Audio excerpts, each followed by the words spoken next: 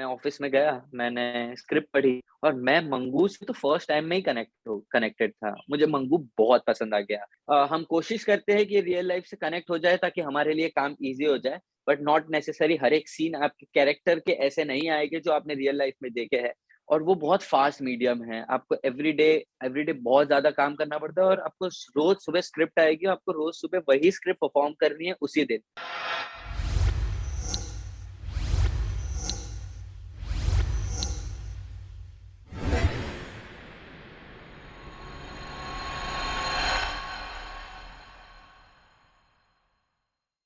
First of all hi Vishal, welcome to टेलीजस का। And जो आपकी नई वेब सीरीज आई है ह्यूमन, उसके बारे में बात करें तो काफी अच्छा रिस्पांस मिल रहा है। एंड आपका कैरेक्टर जो है हर बार कुछ ना कुछ नया देखने मिलता है, तो इस बार भी कुछ अलग देखने मिला है।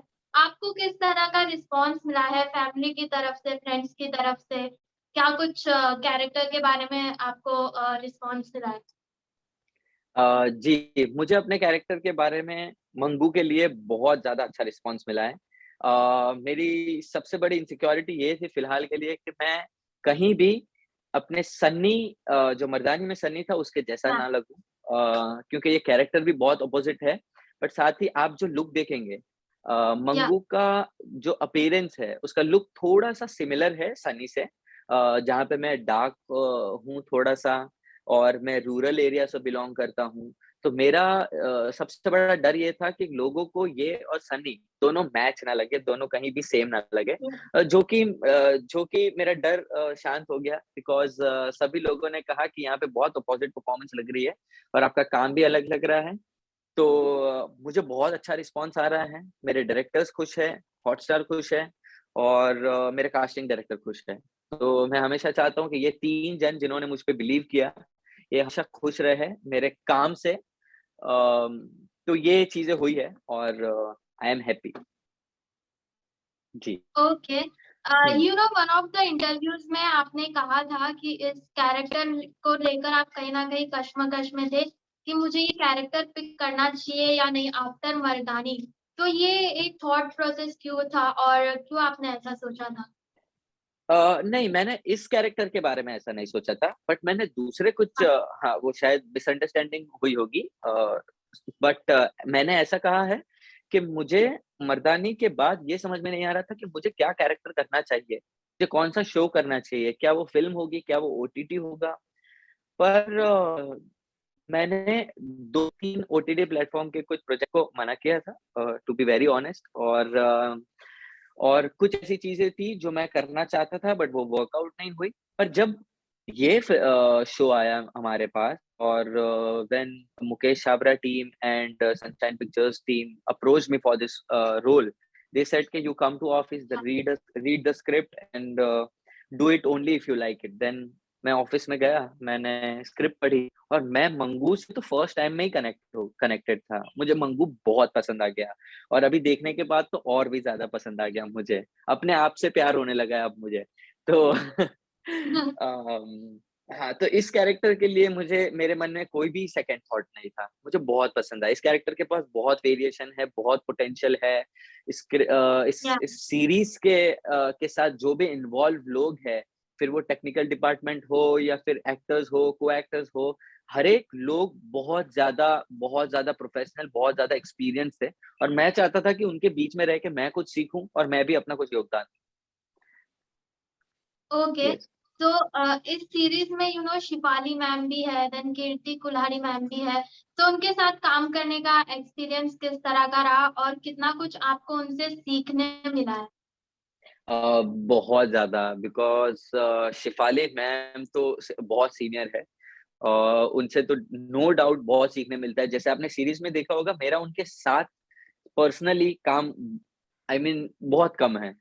या कीर्ति मैम के साथ मेरा काम है काफ़ी अ, वो भी काफ़ी नहीं है, कम है। बट जितनी भी बार मैं उनसे मिला हूँ ऑन सेट और जितना भी मैंने उनको देखा है, वो बहुत ईज़ी है अपने क्राफ्ट के साथ, बहुत अपना काम बहुत ईज़िली करते हैं और ऐसा लगता ही नहीं है कि वो भी एक्टिंग करने वाले हैं। वो 2 मिनट के पहले हँसते हैं, मस्ती करते हैं और तुरंत एक्शन बोलते ही switch to Saira Sabharwal, switch to Gauri तो उनसे ये सारी चीज़ें सीखने मिलती है और बहुत ज़्यादा प्रोफ़ेशनल है वो। उनके पास हर एक चीज़ को लेकर कुछ क्वेश्चन है, कुछ बिलीव है, कुछ ना कुछ कहने के लिए और कुछ इनपुट देने के लिए हमेशा कुछ ना कुछ चीज़ें रहती है। मैं ये सारी चीज़ें उनसे देख के सीखता हूँ। तो उनके बीच में रहना ही हमारे जैसे एक्टर्स के लिए बहुत एक ब्लेसिंग की बात है और मैंने तो बहुत सीखा उनसे। ओके। जी। तो मर्दानी के बाद जब आपको ये सीरीज़ ऑफ़र की गई थी, जैसा कि आपने कहा कि मैं इस कैरेक्टर को भी जस्टिस देना चाहता था एंड जो आपने पिछले प्रोजेक्ट्स किए हैं, उसको भी जस्टिस देना चाहता था। तो कौन-सा एक आपके लिए टफ़ मोमेंट था या टफ़ सीन था, जिसको करने में आपको ज़्यादा टेक्स देने पड़े या एक थॉट प्रोसेस था कि मैं किस तरह से करूँगा? थॉट प्रोसेस था। टेक ज़्यादा देने की ऐसे ज़रूरत पड़ी नहीं है, क्योंकि या जिस तरीके का सिनेमा हम दिखा रहे हैं दोनों ही इसमें, बहुत ज़्यादा या रॉ है। वहाँ पे आप जितना ज़्यादा परफेक्ट दिखाएँगे, उतना अच्छा नहीं लगता। जितना ज़्यादा रॉ, जितना जितना ज़्यादा रियलिस्टिक दिखाएँगे, उतना अच्छा लगता है। तो ज़्यादा टेक्स नहीं, पर थॉट प्रोसेस की जैसे आपने बात की, मुझे काफ़ी सारी जगह मुझे इसमें थॉट प्रोसेस की बहुत ज़रूरत पड़ी। आपने ये सीन देखा होगा जहाँ पे मेरी बहन जो प्रणाली ने प्ले किया है, बहुत खूबसूरत तरीके से उसने ये रोल किया है। या जहाँ पे मैं अपनी बहन से कन्फेस करता हूँ कि हाँ, मैंने गलती की है और वो मुझे मारती है और मुझे डाँट रही है। मुझे बहुत ज़्यादा मार पड़ती है उस समय। तो वो सीन के लिए हमें बहुत मतलब ऑलमोस्ट उसके आधे घंटे पहले से हमें प्रिपरेशन लगती है। हम एक जगह पे बैठ के शांति से अपने काम पे ध्यान देते हैं, अपने सीन पे फ़ोकस करते हैं। एक वो प्लेस थी और एक जहाँ पे अब जिन्होंने शो नहीं देखा है उन्हें स्पॉइलर नहीं देना चाहता, पर ठीक है, जहाँ पे मेरी मॉम के साथ ऐसा कुछ हो जाता है जो नहीं होना चाहिए था। मैं वहाँ जाता हूँ और मैं रोने लगता हूँ। तो वो एक सीन था जहाँ पे मुझे बहुत ज़्यादा टाइम लगा ये सीन के अंदर आने में। ओके। तो इस पर्टिकुलर सीन की अगर बात करें तो क्या आपने रियल लाइफ से इसको कहीं न कहीं कनेक्ट किया है या नहीं? रियल लाइफ से कनेक्ट करना नहीं चाहते, फिर भी कहीं न कहीं ऐसा थॉट आ जाता है। और हमेशा ऐसा नहीं होता कि मैं कुछ रियल लाइफ से ही लेता हूँ, नॉट या नेसेसरी। हम कोशिश करते हैं कि रियल लाइफ से कनेक्ट हो जाए ताकि हमारे लिए काम ईज़ी हो जाए, बट नॉट नेसेसरी हर एक सीन आपके कैरेक्टर के ऐसे नहीं आएँगे जो आपने रियल लाइफ में देखे हैं। तो उस समय ये कैरेक्टर क्या सोचता होगा? उस समय ऐसी सिचुएशन के अंदर, ऐसे इमोशन के बीच में, ऐसी फीलिंग के बीच में रह के कैसा महसूस होता है, हम ये देख के हम परफ़ॉर्म करते हैं और साथ ही साथ सबसे बड़े हमारे पास वेपन होते हैं हमारे डायरेक्टर भी जो हुँ, हमें हमारा काम आसान करने में हमारी हेल्प करते हैं। वो हमें सेट पर आके हमें अ, सारे सारे परफ़ॉर्मेंस के पीछे का सबटेक्स्ट हमें बताते हैं, हर एक बातों के पीछे का सबटेक्स्ट बताते हैं और हमारा काम थोड़ा आसान करते हैं। और मेरे केस में ये बेनिफिट रहा है कि मेरे हमारे डायरेक्टर भी राइटर भी थे, तो जिन्हें आई थिंक हमारा कैरेक्टर हमसे ज़्यादा पता था। तो ये हमारे लिए बहुत ओके, बेनिफिट हो गया। यस, मैं बात कर रहा हूँ मोज़ेस सर की। यस। ओके। तो लास्टली फैन्स एंड व्यूअर्स को क्या कुछ कहना चाहेंगे? क्या मैसेज देना चाहेंगे? ह्यूमन ऑलरेडी हिट हो चुकी है, तो उसके लिए क्या कहना चाहेंगे? आपको पहले थैंक यू कहना चाहूँगा कि आपने बहुत बहुत प्यारे सवाल पूछे मुझे और बहुत क्यूट है आप। थैंक यू मुझे इतना सपोर्ट करने के लिए। लोगों को भी ये कहना चाहूँगा कि थैंक यू। आपने अभी से नहीं बट आ आराम से आई थिंक 10-11 साल हो गए तब से मुझे सपोर्ट किया है, बहुत प्यार किया है। मैं हमेशा अपनी मेहनत से, अपनी प्योरिटी से और दिल से काम करने की इच्छा रखता हूँ और मैं करता रहूँगा।